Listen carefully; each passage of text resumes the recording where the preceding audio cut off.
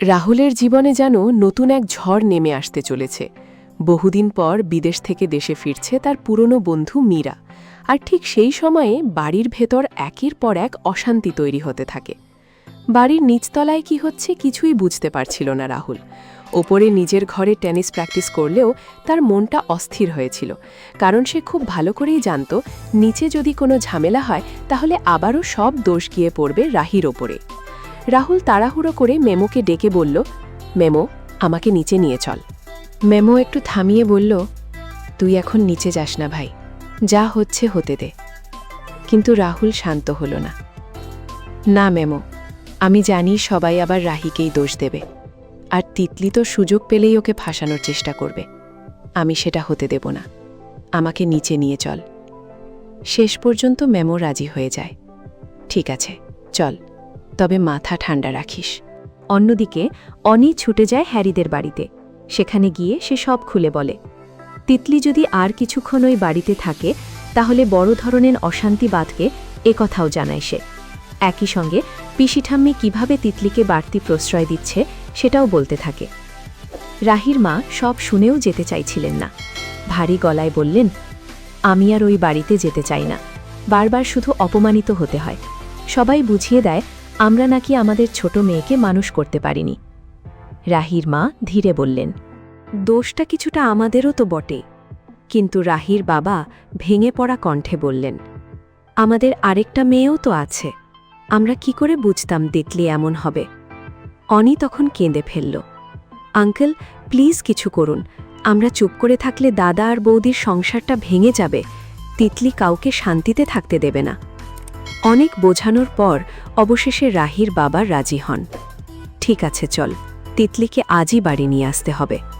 তবে অনি তাদের সঙ্গে যেতে চাইল না। আমি গেলে সবাই বুঝে যাবে খবরটা আমিই দিয়েছি। রাহির মা তাকে আশ্বস্ত করলেও অনি একাই বেরিয়ে যায়। এদিকে অন্য এক শহরে মীরা নিজের ব্যাগ গোছাতে ব্যস্ত।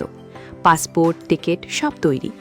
হাতে তুলে নেয় পুরনো একটি ছবি, যেখানে সে আর রাহুল পাশাপাশি দাঁড়িয়ে আছে। ছবিটার দিকে তাকিয়ে মীরা ফিসফিস করে বলে, রাহুল, আমি ফিরছি।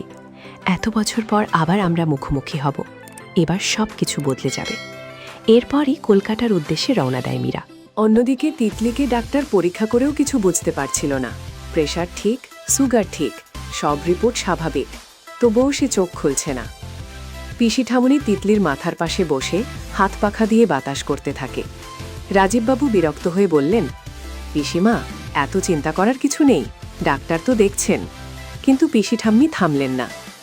আমাদের বাড়ির অতিথি অসুস্থ হয়ে পড়েছে, তাকে সুস্থ না করে পাঠাবো কি করে?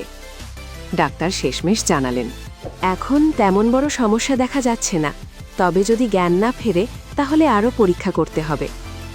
সবাই যখন চিন্তায় তখন রাহি এসে তিতলির পাশে বসে তাকে ডাকতে থাকে, তিতলি, চোখ খোল। কিন্তু পিসি ঠাম্মি সঙ্গে সঙ্গে বাধা দিলেন, দেখছ না মেয়েটা অসুস্থ, এত জোর করছো কেন? রাহি শান্ত গলায় বলল, ও আমার বোন, আমি জানি কি করতে হবে। এরপর রাহি তিতলিকে একটু জোর করে ওঠাতেই তিতলি ধীরে ধীরে চোখ খুলে নাটক শুরু করে দিল। দিদি ভাই, আমাকে মাফ করে দে, আমি অনেক ভুল করেছি। রাহি ঠান্ডা গলায় উত্তর দিল, ঠিক আছে, মাফ করে দিলাম, এবার বাড়ি চলে যা।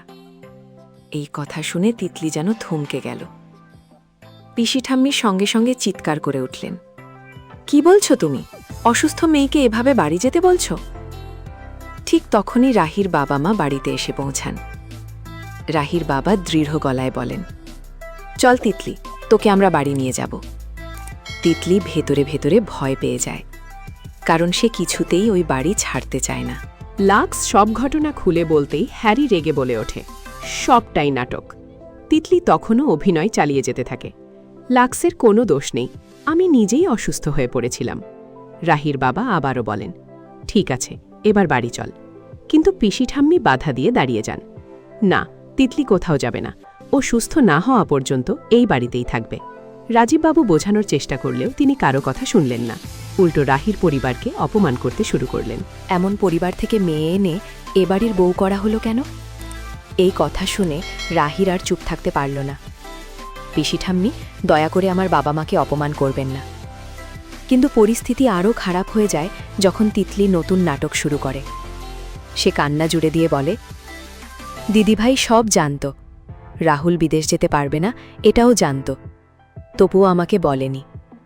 সবাই তখন রাহির দিকেই প্রশ্ন ছুড়ে দিতে থাকে। ঠিক সেই সময় নিচে এসে পৌঁছায় রাহুল। পেশি ঠাম্মি তখনও জোর গলায় বলছিলেন, তিতলি এই বাড়িতেই থাকবে। কিন্তু রাহুল দৃঢ়স্বরে বলেওছে, না পিসিমা, তিতলি এখানে থাকলে আরও সমস্যা বাড়বে, ও আজই চলে যাবে। তিতলি আবার কান্না জোরে দিয়ে বলে, রাহুল তো আমাকে ঠকায়নি, দিদিভাই সব জানত। রাহুলের মাও তখন রাহির দিকে অভিযোগের আঙুল তোলেন, তাহলে তোমরা সবাই মিলে আমাদের কাছ থেকে সত্যিটা লুকিয়েছিলে? চারদিক থেকে শুধু রাহিকেই দোষ দেওয়া হতে থাকে। রাহির বাবা মা সব বুঝেও চুপ করে দাঁড়িয়ে থাকেন, আর রাহুল নিঃশব্দে সব শুনতে থাকে। তবে তার চোখে মুখে তখন স্পষ্ট একটাই কথা, রাহির কোনো দোষ নেই। এবার কি সত্যিটা সবার সামনে বলবে রাহুল? রাহির সম্মান কি ফিরবে? আর মীরা ফিরে এলে নতুন কোন ঝড় নেমে আসবে রাহুলের জীবনে? এসব জানতে হলে অবশ্যই আমাদের চ্যানেলটি সাবস্ক্রাইব করে পাশে থাকুন। সামনে আসছে আরও বড় চমক।